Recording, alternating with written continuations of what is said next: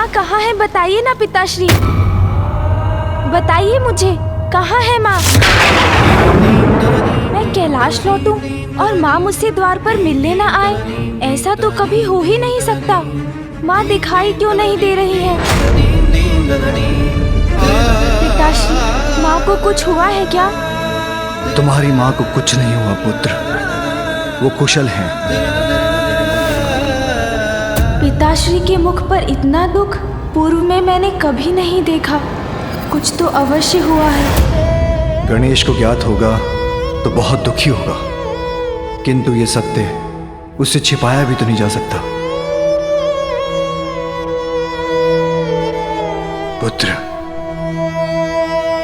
तुम्हारी माँ अब कैलाश में नहीं है। तुम्हारी माँ अब कैलाश में नहीं है। तुम्हारी माँ अब कैलाश में नहीं है।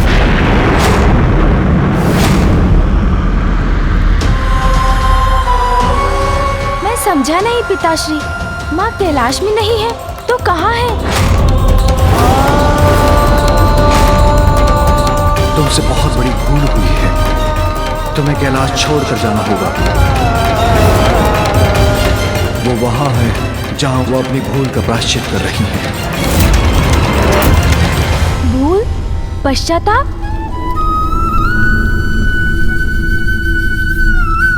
पुत्र, तुम्हारी माँ से बहुत बड़ी भूल हुई है, इसलिए मैंने तुम्हारी माँ से पृथ्वी पर जाकर तपस्या कर अपनी भूल का प्रायश्चित करने के लिए कहा। किंतु पिताश्री, क्या माँ की वो भूल वास्तव में इतनी बड़ी थी कि कैलाश से दूर भेजने के सिवाय उसकी सुधार का कोई भी उपाय नहीं था?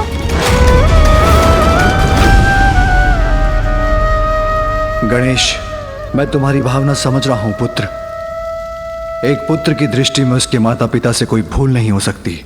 भूल तो हुई है आप दोनों से, किंतु माँ को दूर भेजने की भूल तो आपसे हुई है पिताश्री। पुत्र,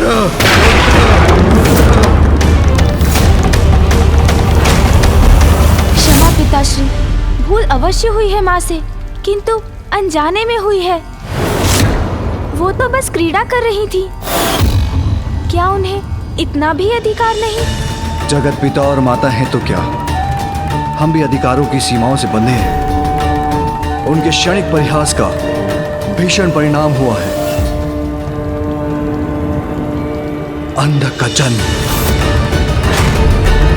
महेश्वरी को जगत जननी होने के अपने दायित्व के प्रति और सजग रहने की आवश्यकता थी। पिताश्री, वो तो मात्र आपको एक उपहार देना चाहती थी। वो किसी दायित्व के विरुद्ध कैसे है? उनका कृत्य एक बहुत बड़ी भूल का कारण है। हमारे लिए जीवन में छोटी सी भूल का भी कोई स्थान नहीं है। ये सत्य है पिताश्री, किंतु क्या ये भी सत्य नहीं कि जब आपसे कोई भूल हुई है तो माँ ने सदैव आपको क्षमा किया है? माँ ने तो कभी आपको प्रायश्चित करने अपने से दूर नहीं भेजा।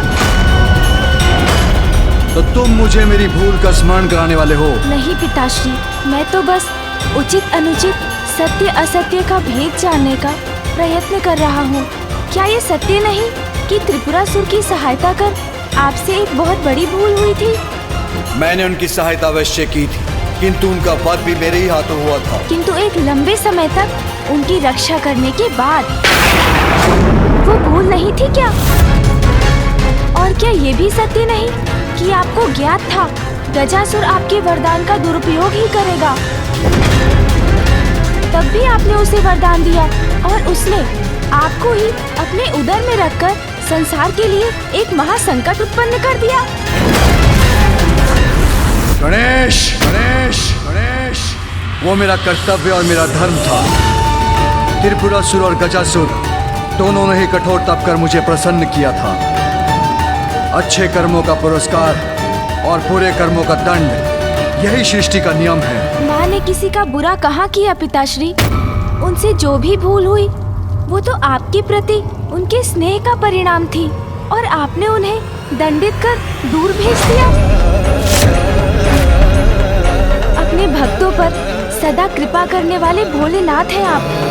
भक्त अच्छा हो या बुरा, उसे कभी निराश नहीं करते। तो आपने माँ को क्यों निराश किया पिताश्री? सदा कर्तव्य को तुमसे ऊपर रखकर मैंने बार बार तुम्हें निराश किया है उमा।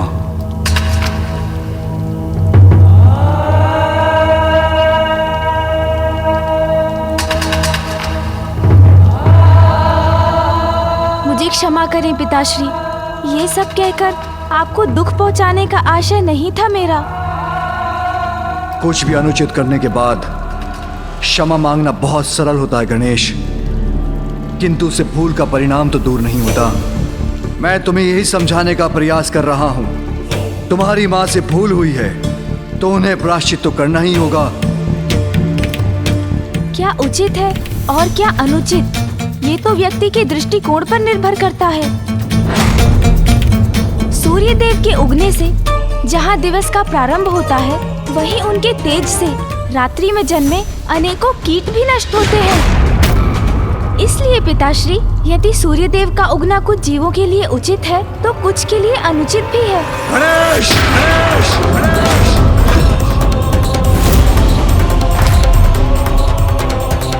क्या ये सत्य नहीं पिताश्री कि वास्तव में आप मुझसे नहीं स्वयं अपने क्रोध से क्रोधित हैं? मैं जानता हूँ ये सत्य है। आप माँ को दूर भेजने पर विवश अवश्य हुए, किंतु आपके इस निर्णय के कारण आप स्वयं से ही कुपित हैं, क्योंकि माँ के बिना आप भीतर ही भीतर टूट रहे हैं।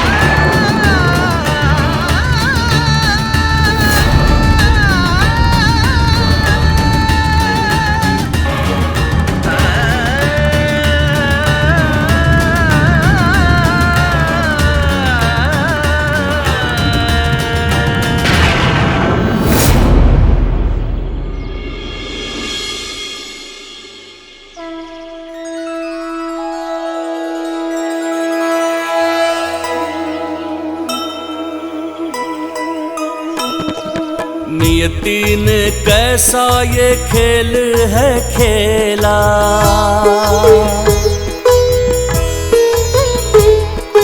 जननी के जीवन में दुख की ये बेला। दूर रह कर भी शिव शंकर के पास छोड़ी नहीं है माता गौरी ने आस।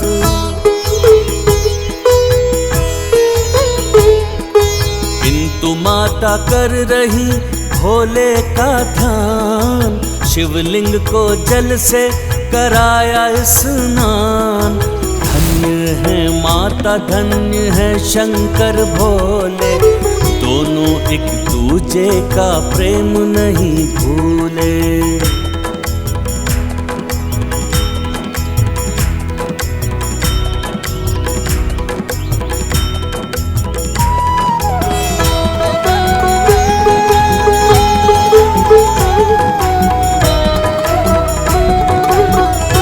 पिताश्री, मुझे ज्ञात है आप माँ के वियोग की अग्नि में जल रहे हैं।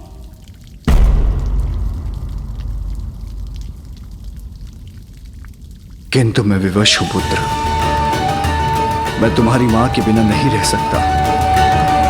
किंतु मैं अपना प्रायश्चित पूर्ण किए बिना यहाँ वापस नहीं लौट सकती। उचित है, फिर तो कोई उपाय ही शेष नहीं है पिताश्री।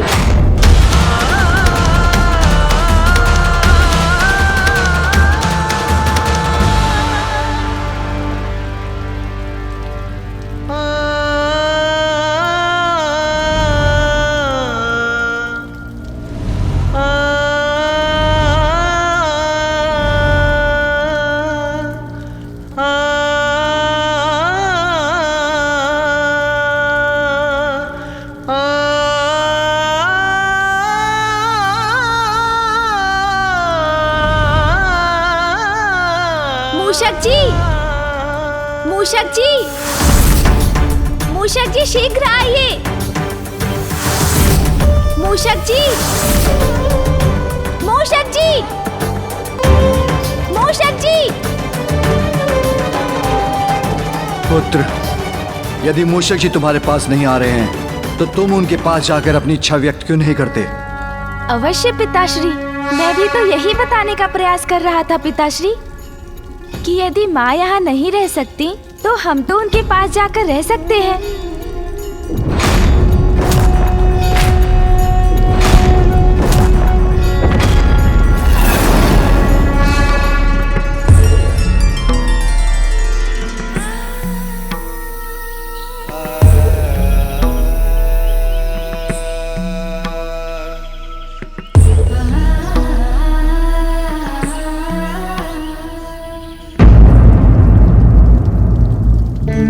पिताश्री, संतान का संसार तो माता पिता के संयोग से पूर्ण होता है। आप दोनों का वियोग मेरे संसार को अधूरा कर देगा पिताश्री। पुत्र, तुम्हारी माँ के बिना तो मेरा संसार भी शून्य है। मेरा कैलाश तो वही है जहाँ उमा है, किंतु जो हुआ, क्या उसके बाद तुम्हारी माँ मुझे अपने साथ रहने की अनुमति देगी? ये तो उनसे पूछने पर ही ज्ञात होगा। आप अनुमति दे तो मैं जाकर आपका संदेश उन तक पहुंचाता हूँ। ठहरो गणेश, किंतु मैं दुखी हूँ। ये बात उमा से मत कहना, अन्यथा वो और भी दुखी हो जाएंगी और मेरे वहाँ आने की बात पूछते समय अवश्य इस बात का ध्यान रखना कि आप चिंता मत कीजिए पिताश्री, माँ की ममता अपने पुत्र को निराश नहीं कर सकती। क्षमा करें प्रभु, आपने बुलाया किंतु मैं समय पर नहीं आ सका।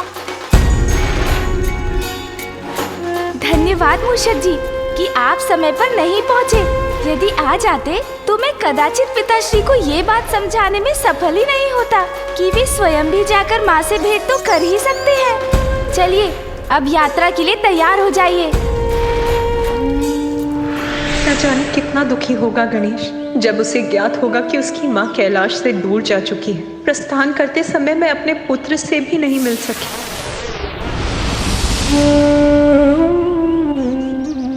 भोजन का भी समय हो गया है। स्वामी ने भोजन किया होगा कि नहीं, और गणेश ने, उसे तो भोजन अत्यंत प्रिय है। मेरे पुत्र गणेश को बहला लीजिएगा नाथ। यदि वो मेरे बिना भोजन अस्वीकार करे तो उस पर क्रोध मत कीजिएगा। अब तो आप ही उसके साथ हैं, इसीलिए आपको धैर्य रखकर ये निश्चित करना होगा कि वो भोजन समय पर कर रहा है।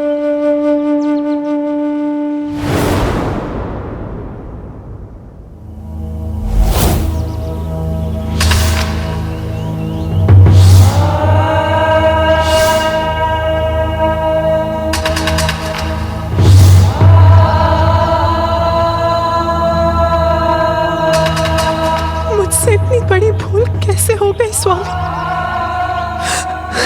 अब मुझे अपने परिवार से, आपसे और अपने पुत्र गणेश से दूर रहना पड़ेगा। मैं आपसे दूर कैसे रहूंगी स्वामी?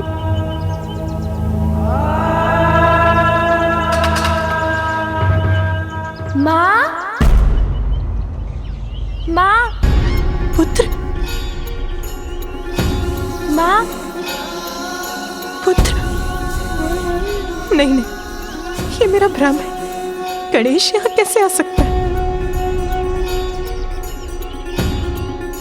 माँ, पुत्र गणेश का स्वर तो यही कहीं से आ रहा है।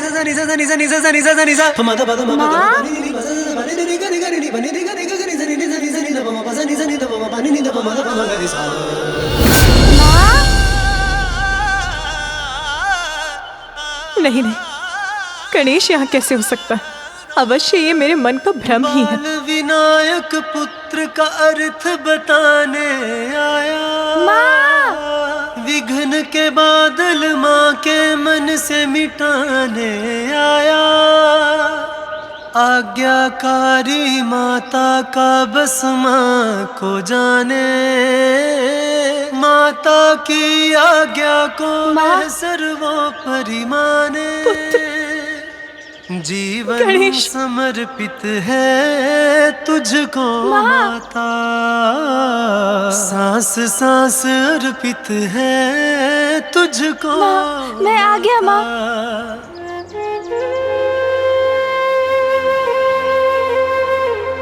मुझे क्षमा करना पुत्र, मुझे तुमसे भेंट करे बिना ही यहाँ आना पड़ा। माँ, किंतु अब तो मैं ही आ गया हूँ आपके पास। अब आपको चिंता करने की कोई आवश्यकता नहीं है। किंतु पुत्र, तुम यहाँ आए कैसे? तुम्हारे पिताश्री को ज्ञात है कि तुम यहाँ हो? माँ, मैं अकेले कहाँ आया हूँ? कौन आया है तुम्हारे साथ? माँ, पिताश्री का विचार कर प्रसन्न हो रही हैं, अर्थात वो उनको यहाँ आने से मना नहीं करेंगी। माँ, मेरे साथ नंदी जी, तोतला जी, श्रृंगी जी और कौन पुत्र? और अन्य गण भी आए हैं।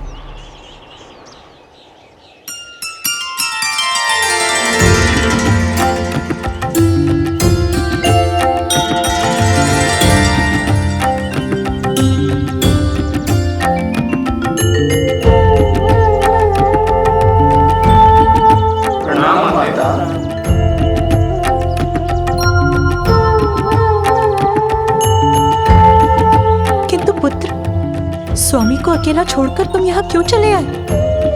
नंदी जी, माँ, आप यहाँ तब के लिए आई हैं, अकेले कैसे संभाल लेंगी सब कुछ? नंदी जी और अन्य गण आपकी कुटिया का निर्माण कर आपके निवास का प्रबंध कर देंगे। उचित है। आपको यहाँ के अपने प्रवास में कोई कष्ट ना हो, हम उसकी व्यवस्था करना चाहते हैं माँ।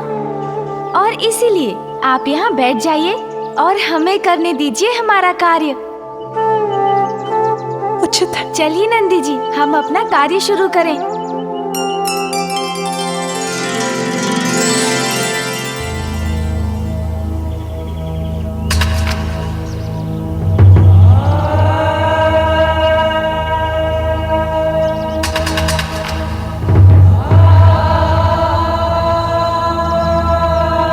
एक पल के लिए तो मुझे लगा कि आप आए हैं प्रभु, फिर अपनी इस भूल का भी आभास हो गया, क्योंकि आपके लिए तो कर्तव्य से ऊपर कुछ नहीं।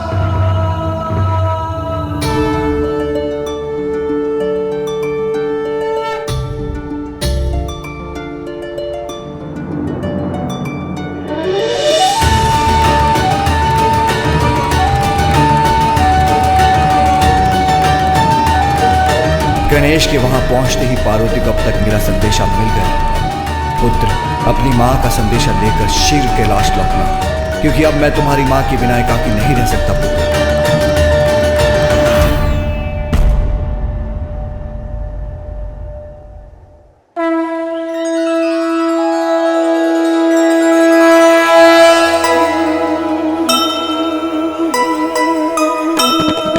माता का ध्यान रखे एक दंत देवा,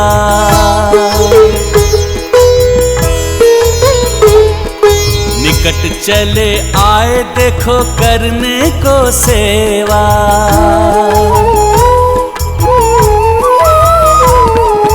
नंदी और गण के संग कुटिया बनाए, अनुराग आदर से उसको सजाए। जय गणेश जय गणेश जय गणेश देवा, माता जाति पार्वती पिता महादेवा। माँ, देखिए,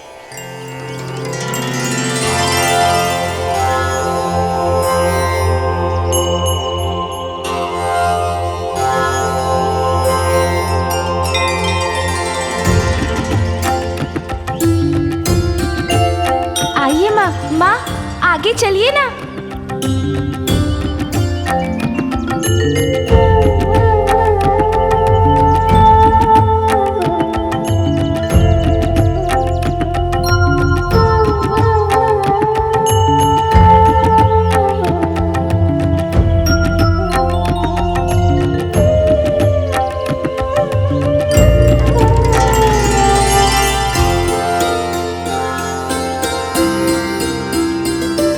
अति सुंदर पुत्र गणेश, नंदी, तोतलागण, आप सभी ने तो अत्यंत सुंदर कुटिया का निर्माण किया है।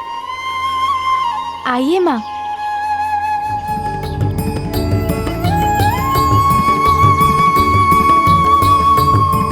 माँ, वो देखिए, बैठने का स्थान।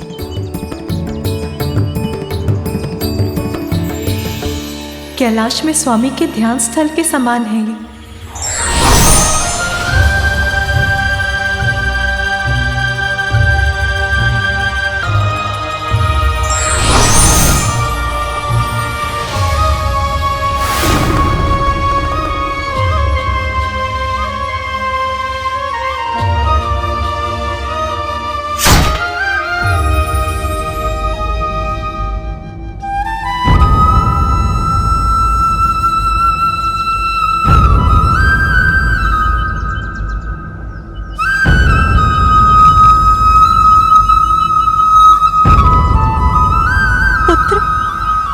सभी कुछ अत्यंत सुंदर है, किंतु मेरे एकाकी के लिए ये कुटिया अत्यंत विशाल है। और ये ध्यान स्थल पिताश्री के लिए सर्वथा उचित है ना?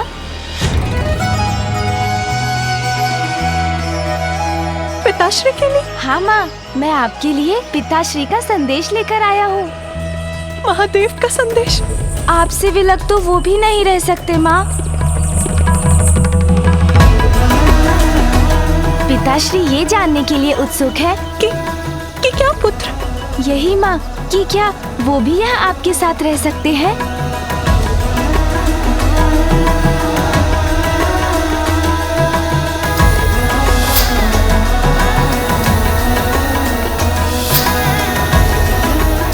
माँ बताइए ना, पिताश्री आ सकते हैं यहाँ?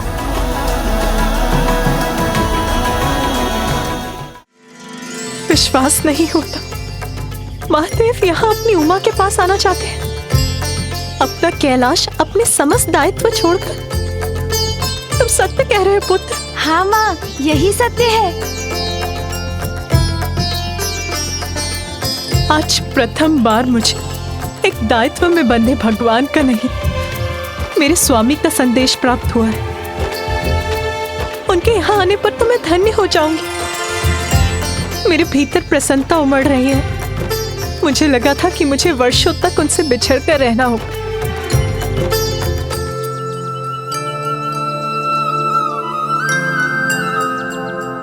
किंतु पुत्र, महादेव के तो अनेकों दायित्व हैं। उनके भक्त, उनके कर्तव्य, उन सभी को छोड़कर वो यहाँ कैसे आ पाएंगे? हाँ माँ, पिताश्री अवश्य आएंगे।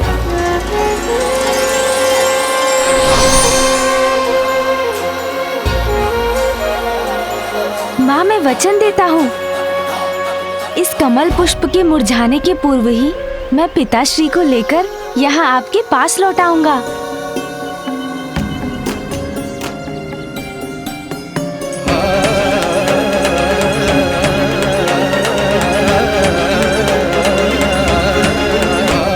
ऐसा प्रथम बार हो रहा है जब उमा ने महादेव के लिए अपने कर्तव्यों को इतनी प्राथमिकता दी। उमा, मैं तुम्हारी प्रतीक्षा कर रहा, हाँ, ताकि मैं तुमसे आकर भेंट कर सकूं।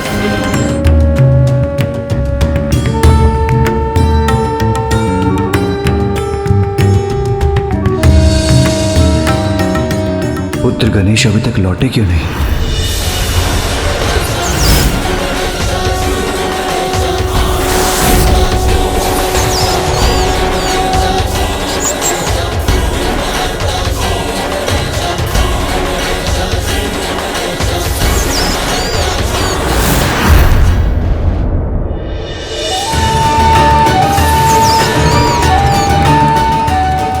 गणेश के वाहन मूषक जी इतनी धीमी गति से क्यों चलते हैं? मुझे शीघ्र पार्वती का समाचार चाहिए।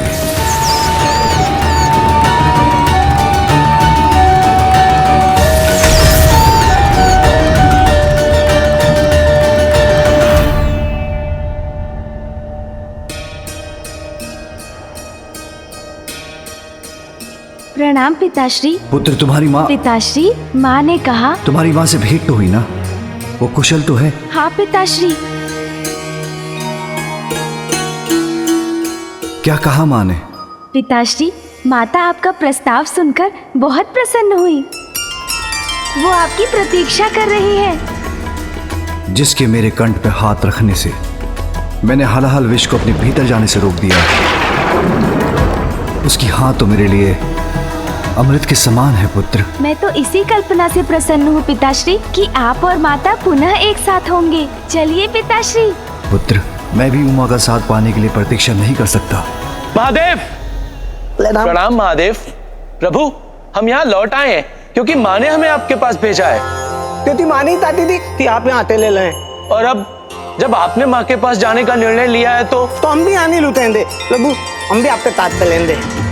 क्योंकि प्रभु, हमारा संसार तो वही है ना जहाँ आप और माता हैं।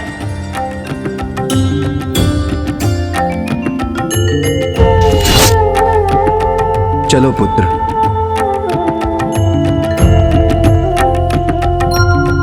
चलिए नंदी जी, मुझे शीघ्र ले चलिए।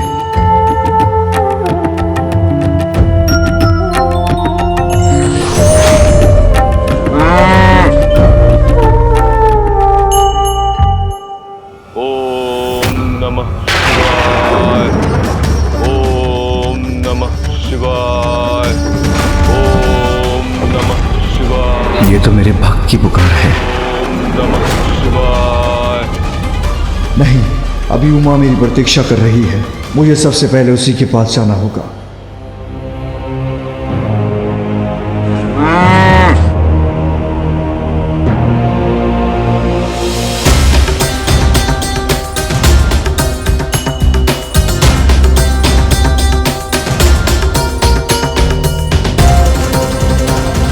माँ आपको वहाँ देखकर बहुत प्रसन्न होंगी पिताश्री।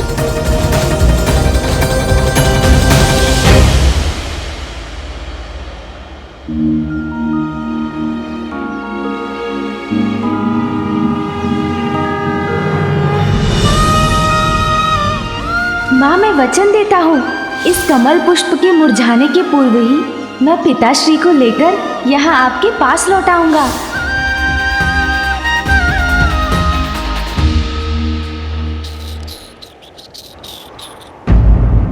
ओम नमः शिवाय, ओम नमः शिवाय, ओम नमः शिवाय, ओम नमः शिवाय, ओम नमः शिवाय, ओम नमः शिवाय, ओम नमः शिवाय, ओम नमः शिवाय, ओम नमः शिवाय, ओम नमः शिवाय, ओम नमः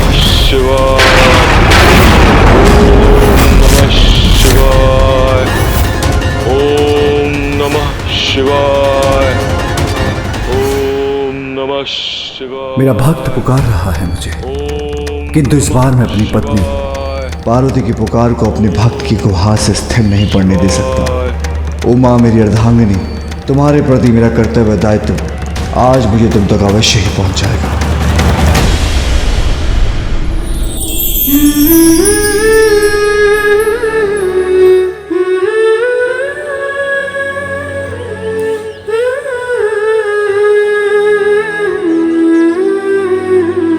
स्वामी अभी तक क्यों नहीं आए?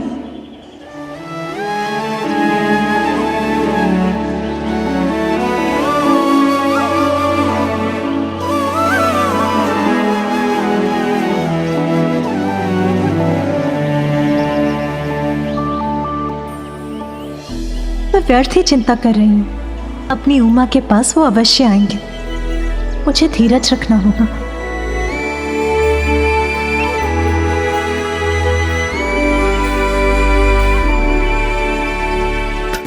किंतु उनकी प्रतीक्षा में मैं तो ये भूल ही गई कि उनके स्वागत के लिए मुझे तैयार भी होना है।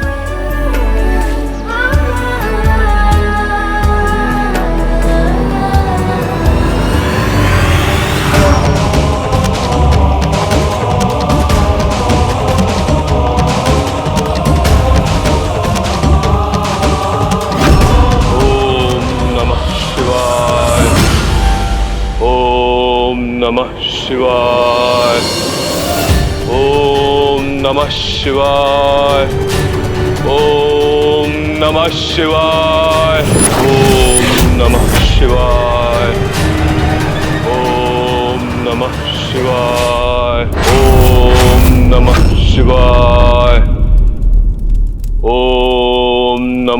शिवाय। ओम नमः शिवाय। ओम नमः शिवाय।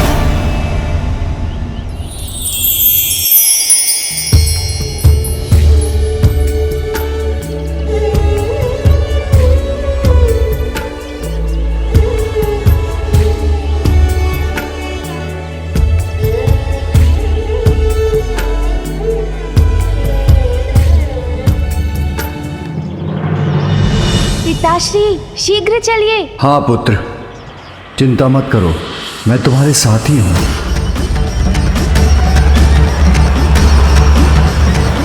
महादेव, क्या मेरे इतने वर्षों के तप के बाद भी आप प्रसन्न नहीं हुए?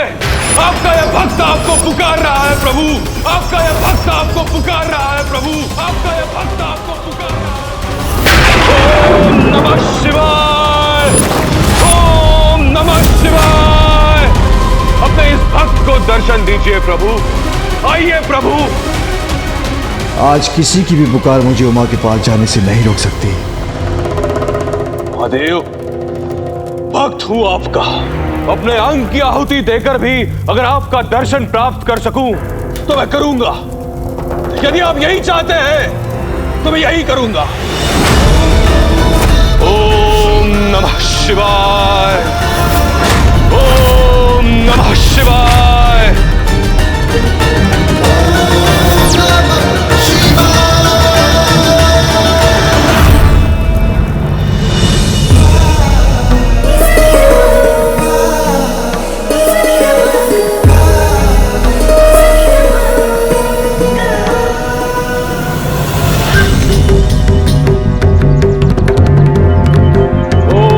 शिवाय।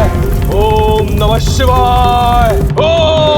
शिवाय। ओम नमः शिवाय। ओम नमः शिवाय। ओम नमः शिवाय।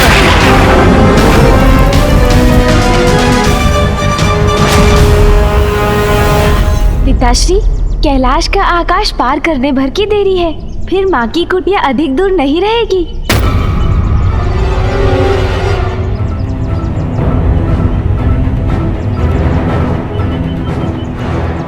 पिताश्री की गति धीमी क्यों पड़ रही है और उनका ध्यान भी कहाँ बटा हुआ है? पिताश्री, क्या हुआ? आप पूर्ण वेग से आगे क्यों नहीं बढ़ रहे हैं? शीघ्रता कीजिए ना। माँ वहाँ बड़ी अधीरता से आपकी प्रतीक्षा कर रही होंगी।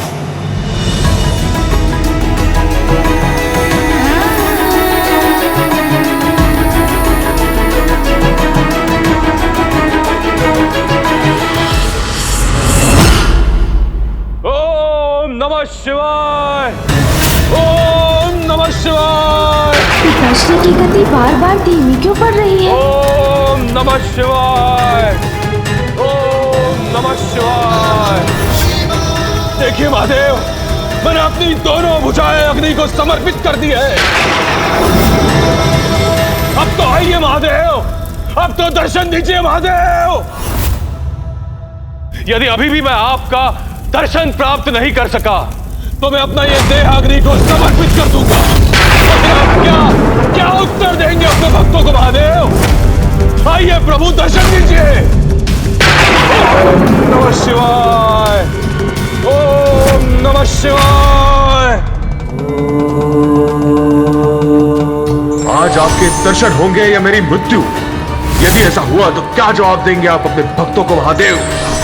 अब और मत सताइए, मेरे समक्ष आइए। कैसी दुविधा है ये? आइए प्रभु, दर्शन दीजिए। आपके दर्शन के लिए व्याकुल हो रही हूँ। किसका अधिक अधिकार है मुझ पर? मेरी उमा का, जो वहां मेरी प्रतीक्षा कर रही है, अथवा मेरे भक्त का जो मुझे पुकार रहा है? ओम नमः शिवाय। दोनों में से किसका चुनाव करूं मैं? ओम नमः शिवाय। ओम नमः शिवाय।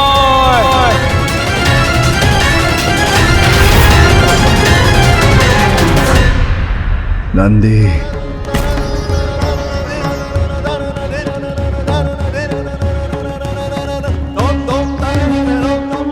पिताश्री नंदी जी से उतर क्यों गए?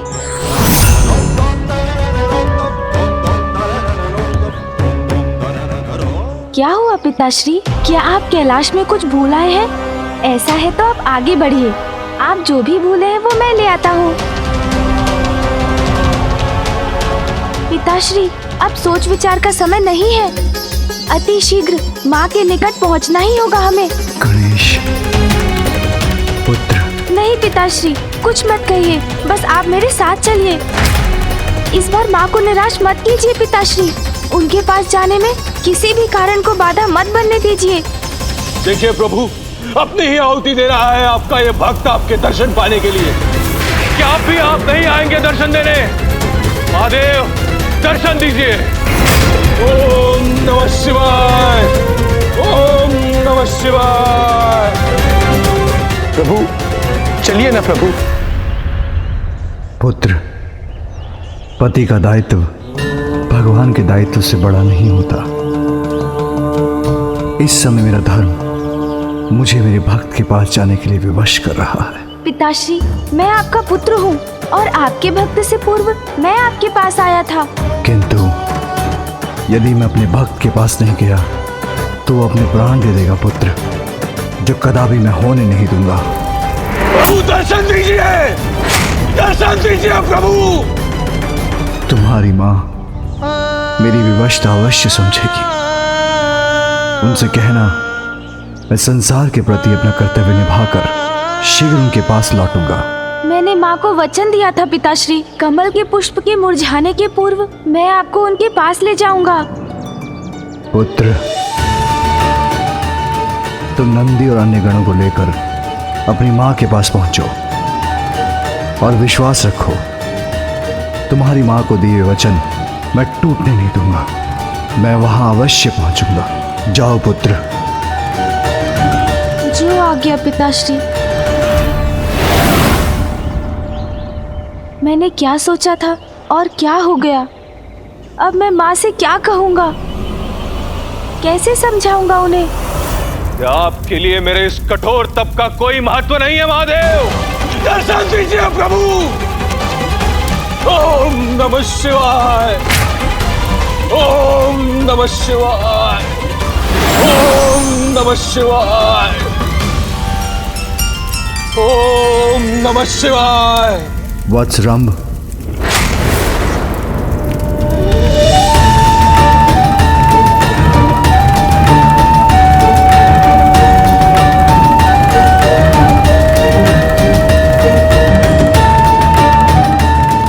प्रणाम महादेव। महादेव, मुझे ज्ञात था कि मेरा तप व्यर्थ नहीं जाएगा। आप दर्शन अवश्य देंगे। भगवान कभी अपने भक्त की तपस्या की अवहेलना नहीं कर सकते। अत्यंत कठोर तप किया है तुमने, तो मुझे तो आना ही था।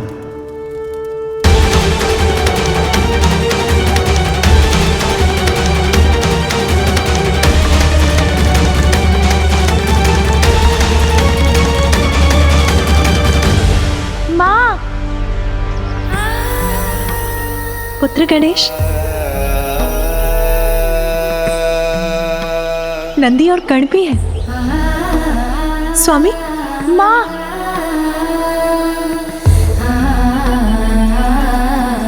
पुत्र, स्वामी कहाँ है पुत्र?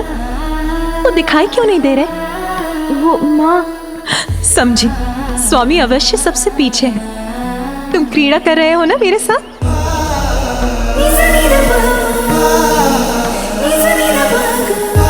स्वामी, स्वामी कहाँ हैं आप? अब और मत सताइए, मेरे समक्ष आइए। मैं आपके दर्शन के लिए व्याकुल हो रही हूँ। बहुत हुआ स्वामी, अब दर्शन दीजिए मुझे। माँ, मेरी बात सुनिए।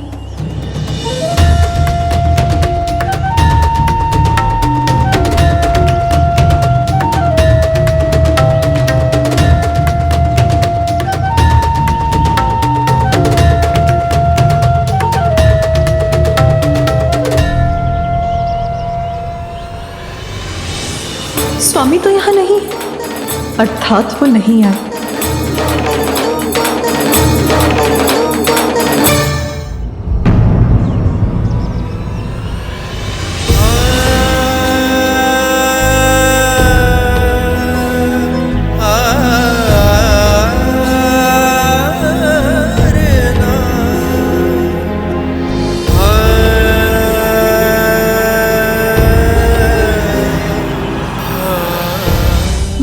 किंतु आप निराश मत होइए, उन्होंने वचन दिया है मुझे, वो शीघ्र अपना कर्तव्य निभाकर यहाँ आ जाएंगे।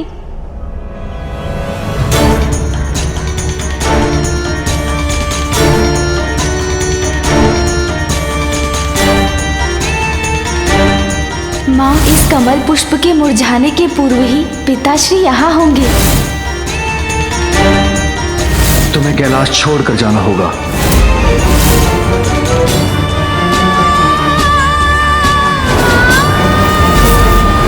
इस समय मेरा धर्म मुझे मेरे भक्त के पास जाने के लिए विवश कर रहा है।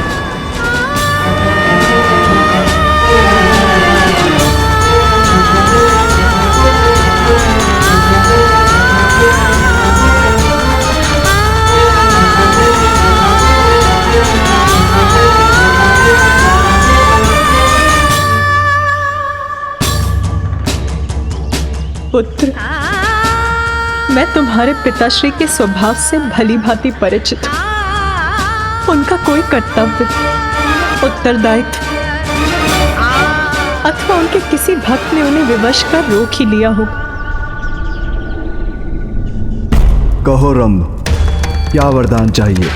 प्रभु, वर्षों के कठोर तप के बाद आप आए हैं और आ ही गए हैं, तो इतनी शीघ्रता से वरदान देकर चले भी जाना चाहते?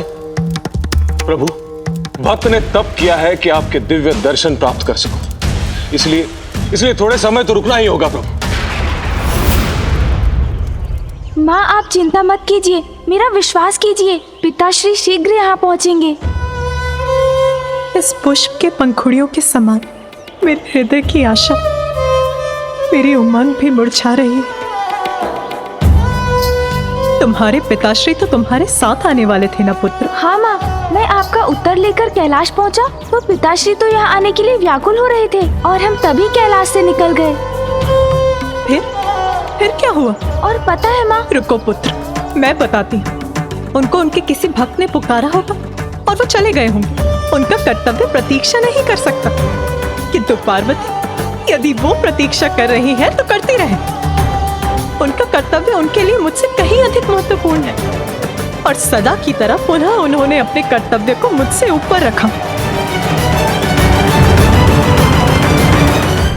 मेरे दर्शन के सिवाय तुम्हें कोई और लालसा नहीं, ये जानकर प्रसन्नता हुई मुझे। मेरे दर्शन प्राप्त हो गए तुम्हें, अब तुम्हें कोई वरदान नहीं चाहिए, तो मैं तुम्हें आशीर्वाद देता हूँ। प्रभु, मात्र आपका आशीर्वाद ही नहीं, वरदान भी चाहिए मुझे। एक पुत्र चाहिए मुझे, एक पुत्र जो अमर होगा। मेरे वरदान के पश्चात जन्मा रम का पुत्र ही असुरों का अधिपति बनेगा, जिसके राज्य में असुरों का ही नहीं वरन आसुरी प्रवृत्ति का भी विस्तार होगा। तुम्हारा पुत्र जो जन्म लेगा वो महिषासुर के नाम से जाना जाएगा। रम, कोई अन्य वरदान मांग लो, ये वरदान नहीं दिया जा सकता। जब तक आप मुझे वरदान नहीं देंगे, मैं आपको यहां से नहीं जाने दूंगा। प्रभु, मुझे याद है कि तुम अधीरता के साथ मेरे लौटने की प्रतीक्षा में हो, किंतु अब यह कठिन सा प्रतीत हो रहा है। उमा, अब बहुत हुआ। इस बार प्रतीक्षा नहीं करूंगी मैं। इस पुष्प के मुरझाने के पूर्व वो यहाँ नहीं आए तो मैं यहाँ से प्रस्थान करूंगी।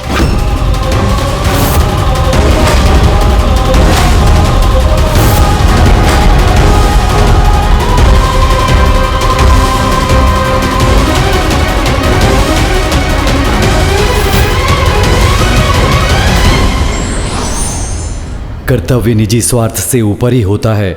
ये व्यक्ति पर निर्भर करता है कि वो कौन से मार्ग को चुनता है।